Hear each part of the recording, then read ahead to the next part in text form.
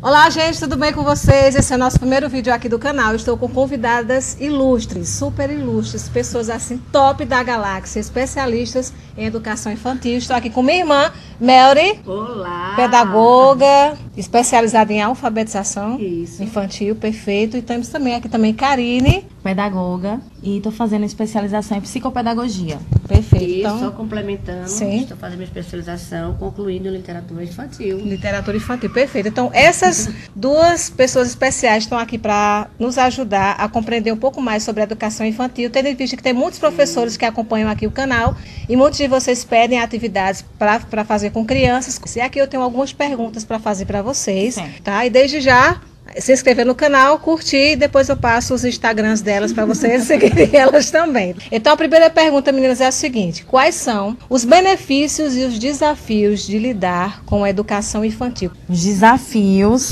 são muitos, né, Melry? E eu acho que o maior deles é como o nosso sistema educacional funciona. Então, o quantitativo de alunos por turma, isso interfere diretamente no trabalho da gente. Diferentes realidades que nós temos na escola. As famílias, diferentes famílias. E também a questão da inclusão, que a gente trabalha com a inclusão Exatamente. agora, não é? Ainda é novidade para alguns pais de outros alunos e que a gente tem que alinhar isso tudo para um corpo só. E isso fazer que eu funcionar, acho, finalmente. porque a gente não trabalha só a questão da educação, da didática, mas nossa função é trabalhar integralmente com o aluno. Formação Então, dele, né? A questão do aprendizado também. do psicológico, do emocional. Do emocional, social. Não é? Agora, o benefício, eu acho justamente, você ter a oportunidade de ter esses desafios. Sim. Porque vai nos dar mais experiência, mais segurança na frente. Então, eu acho que todo desafio é um pouco assustador no começo, mas acaba nos dando mais forças. E te engaja a para fazer desenvolver, mais, né? com certeza. E é muito, muito gratificante E o quando a lado gente afetivo. encontra, né, com as famílias. Porque aquela criança está com a gente por um ano. E depois a gente encontra a família ou a própria criança e vê que tudo aquilo que a gente trabalhou em sala de aula está sendo aplicado ao longo da vida deles, né? Que a gente contribuiu um pouquinho e você marcou aquele aluno. Eu mesma nunca esqueço da minha primeira professora. E eu saber que eu também já marquei esses alunos, isso é muito gratificante. Agora, deixa eu saber da realidade de vocês. A participação dos pais, para vocês, tem sido uma coisa positiva ou tem sido um desafio? É principalmente um desafio, porque é difícil trazer eles para o nosso mundo, né? Para dentro da escola, inclusive. E primeiro tem que conquistar também os pais, porque eles precisam confiar na gente. No Vai nosso deixar trabalho. seu filho, né, um tempo, diariamente, aquelas 4 horas. Precisa também conquistar essa confiança e a questão do respeito. Nem todos os pais, alguns pais participam muito, né, do desenvolvimento da criança, do aprendizado. O desafio Outros é trazer são mais eles. relaxados, né? Isso é normal em qualquer instituição, qualquer escola. O desafio é trazer eles, mas quando os pais vestem a camisa, eles se disponibilizam a fazer parte daquilo ali, a mágica de fato acontece. Porque é assim o nosso que funciona, trabalho, com certeza. o nosso tem que ser os trabalho dois. tem um alcance ainda maior com a ajuda das famílias. Tem que ter essa parceria, escola e família. Tem. Isso aí a gente já sabe e de fato é comprovado. E os professores percebem isso, que realmente quando os Isso. pais não participam, às vezes você vê até um pouco mais de dificuldade no desenvolvimento do aluno, quando não tem o envolvimento dos pais também. E já que existem tantos desafios assim, quais são então as características que os professores precisam ter, tanto na parte técnica como também no comportamental, para que consiga trabalhar com eficiência com crianças? A parte técnica, né, a questão da formação, né, a gente precisa dessa formação, de você conhecer E de estar os sempre direitos, buscando nossos também, né, deveres, se atualizando. as leis que regem tudo isso daí, os direitos da criança, a gente tem que conhecer, não é? Essa parte, e o aprendizagem também tem que estar inovando, conhecendo, buscando coisas novas. Né? O professor é um pesquisador, então não pode se acomodar à rotina, tô cansativo, não.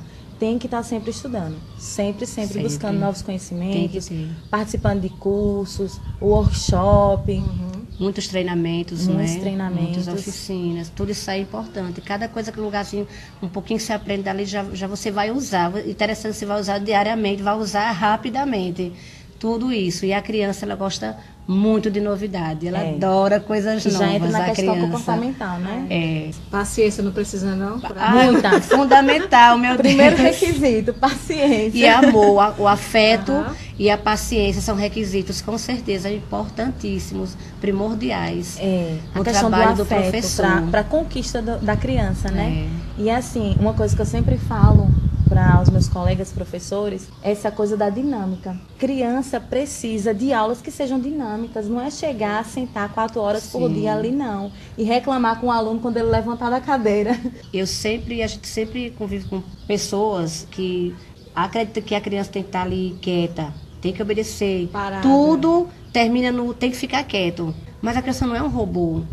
Nem a gente consegue ficar quieto o tempo todo. Imagina uma criança e ela aprende mesmo se movimentando uma vez ou outra. Claro que tudo tem um limite, mas eu aprendi, eu mudei muito a minha cabeça nessa questão de a criança ter que ficar quieta o tempo todo na sala de aula. Isso não funciona. Mas a maioria dos professores tem essa visão por conta da nossa formação, inclusive. Como que a gente tem que ficar na universidade?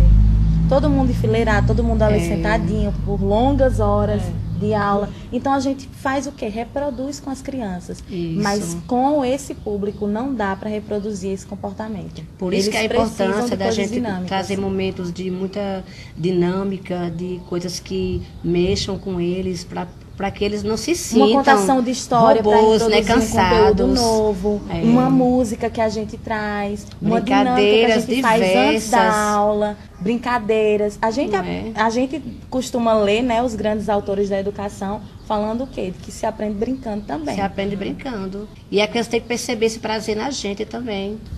Perceber esse prazer na gente para que ela reproduza com prazer também, dar desafios para eles. Eles gostam muito de desafios. E fazer com que eles interajam todos juntos, né? Todos, o tempo todo juntos. Porque a questão do social é muito importante também para a criança, né? A gente sabe que tem crianças em casa que são mais isoladas, né? A gente às vezes nem conhece tudo, mas ali no nosso momento a gente tem que fazer essa diferença. Então vocês já estão respondendo a terceira pergunta. Coisas que vocês podem fazer para atrair a atenção da criança. Então vocês falaram contação de história. Contação de história. Contação de história é minha paixão, né? Eu adoro e sei que funciona muito bem. Meus alunos já pedem, até quando não é momento para leitura, conta uma história. Então eu já tenho canal do YouTube sobre contação de história. Então eu já tenho uma carta na manga, né? Depois das atividades, né, que a gente tem ali, o que tem proposto, que são cumpridas, eu já sei que pronto, tem um momento de contar a história e que vai continuar no nosso âmbito educacional, né? Vai trazendo muitos benefícios e é muito agradável para a criança. E assim, a contação de história ela pode ser usada de várias formas. Pode ser aquele momento mais de lazer, de contar uma história para divertir, para prender um pouquinho a atenção deles.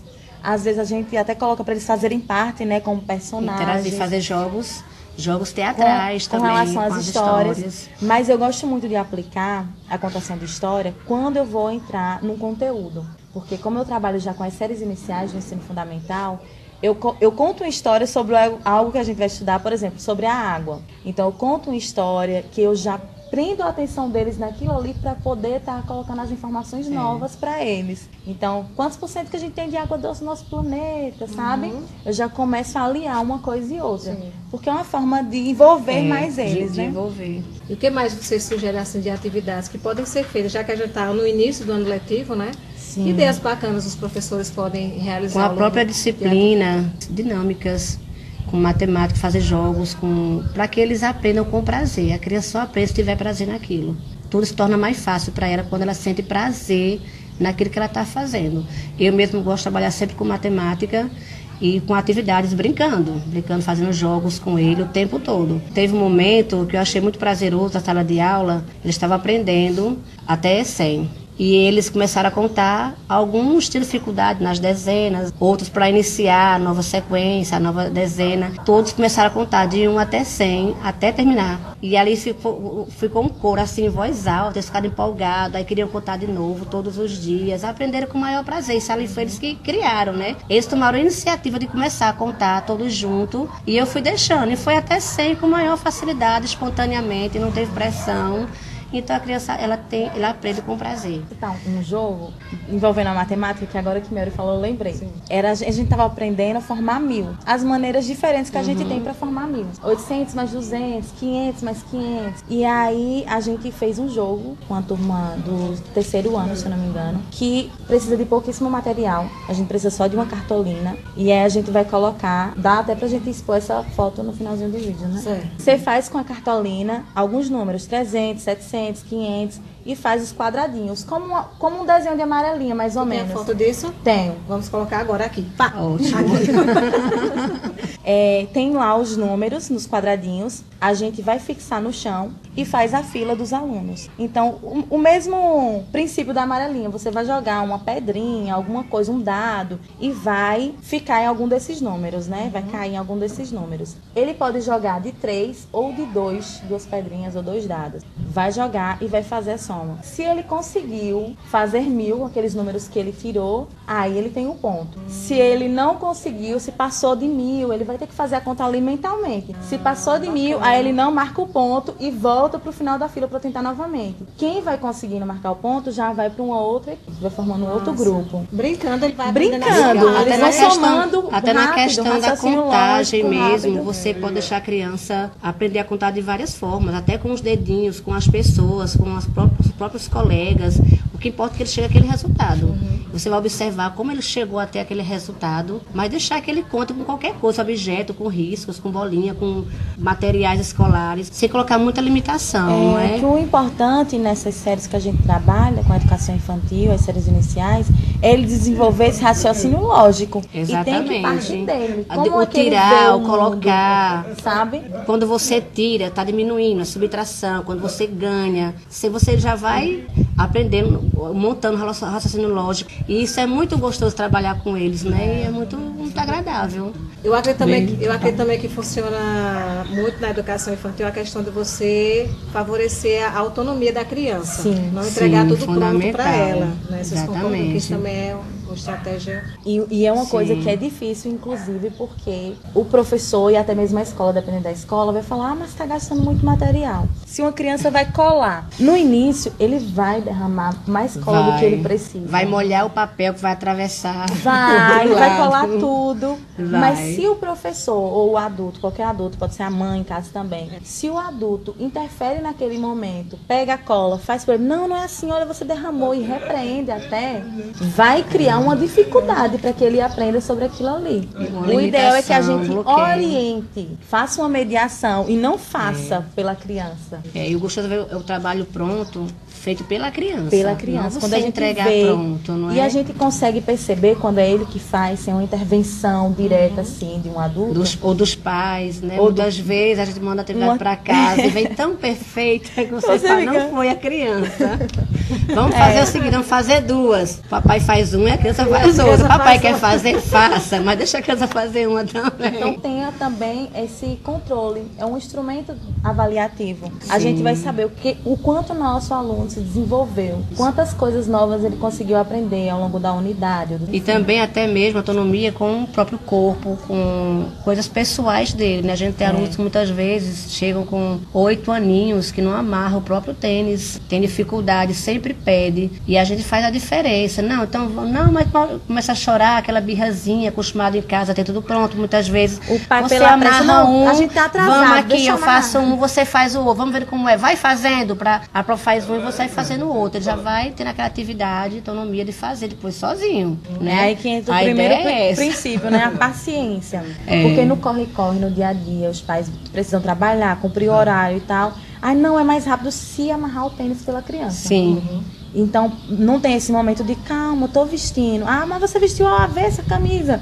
Calma, tem que deixar, a criança tem o tempo dela. Tem que e deixar ela precisa de tentar. cada etapa Isso. dessa. Cada etapa Respeitar dessa. cada etapa evolutiva da preciso. criança, né? Com paciência. Então, a sugestão que os professores incentivem a autonomia da criança. Isso. Não guardar, os pais respeitarem não isso. guardar material da criança, nunca. Deixa ele, derrubou, deixa ele pegar. O professor não pode pegar o material. Deixa ele pegar também, aprender a ter autonomia, também a organizar seu próprio material também. Tem muita coisa na sala de aula que a gente pode trabalhar também. E para finalizar, eu queria que vocês pudessem indicar algum tipo de leitura que vocês recomendam, algum livro que vocês aprenderam muito que ajudaram? Existe um desafio ainda, muitos pais não gostam quando o professor trabalha personagens como Lobo Mau, da bruxa, porque a criança sente medo. E enfatizar que o medo faz parte do sentimento da criança. A literatura é exatamente isso, trabalhar com os sentimentos da criança. Faz parte, trabalhar, despertar a emoção da criança, a curiosidade, o medo, a dúvida e a alegria, a tristeza também, isso tudo faz parte. Meus alunos mesmo estão viciadinhos em pedir história de terror por conta. Claro que a gente vai... Ameniza um pouco. Vai ter esse cuidado de não falar coisas terríveis, né? Tudo direcionado para aquela idade. E saber que separar a ficção da realidade. Mas aquele mundo é o mundo da ficção e que a gente não pode tirar um clássico e transformar numa outra coisa, não. Você vai ler Chapeuzinho Vermelho, tem um lobo. Não vamos tirar o lobo da história. Trabalha, se dirige à criança de acordo com a idade dela e deixa ver. Umas vão sentir medo, outras vão achar graça, outras vão tirar onda. E assim é o trabalho com a criança com a literatura. Tem um livro assim que eu gosto bastante, que se chama Coxa de Leituras, que é de Jonas Ribeiro. E ele não é direcionado à criança, mas sim aos profissionais de educação. E ele dá várias orientações de como o professor pode estar trabalhando com a leitura, com a contação de história. Isso. E até para a própria escola. Ele até fala que uma escola sem uma biblioteca, sem um acervo de livros, seja para pesquisa, seja para estimular o hábito à leitura, é uma escola que precisa ser questionada. E deixar ele escolher o livro, a criança, livros expostos, de forma que a criança possa escolher. Eu faço isso até em casa com minha filha. Isso. Você deixar ver o que é que a criança vai... O que foi que aquela hora despertou a atenção dela naquela capa, né? Para a leitura das crianças, eu acho que na faixa de 8, 9 anos... Tem um livro que eu gosto muito, que, se eu não me engano, o título dele é A Maravilhosa Ponte do Meu Irmão, que conta a história, né, de Ana Maria Machado, conta a história de dois irmãos brincando, leva também a vizinhança, alguns coleguinhas da vizinhança para brincar com eles, e o brinquedo é uma tábua que eles fazem como ponte, um pedaço de madeira qualquer. E fica a mãe ligando para a casa dele, que brinquedo foi esse que você comprou pro seu filho, que ele quer ir brincar o tempo inteiro, essa ponte, como é que é, onde é que eu encontro? E era um pedaço de madeira. Então o professor também em sala de aula pode usar essa lição, que tem tantos materiais que a gente pode usar, pode confeccionar, que são simples, são baratos e que dá toda uma diferença na hora da nossa aula. É verdade. Tem outro livro que você falou, Ana Maria Machado, que eu queria indicar também. Esta Casa é Minha. Eu conheço. Não sei porque eu ainda não contei essa história, mas ela é muito linda. Minha gente, só posso agradecer a vocês pela participação, foi excelente. Lembrando que Melry tem um canal no YouTube, Historinhas da Melry. Vou deixar o link aqui na descrição para vocês verem lá. Tem contação de histórias, muito bom também. Vou deixar o Instagram de Karine, certo? Quem for aqui da região de Petrolina, Pernambuco. Isso. Fique ligado que ela está com um novo projeto agora, explica aí. Fórmula Mágica Educar, tudo junto lá no Instagram, vocês vão encontrar. É um projeto maravilhoso que está começando a se desenvolver agora.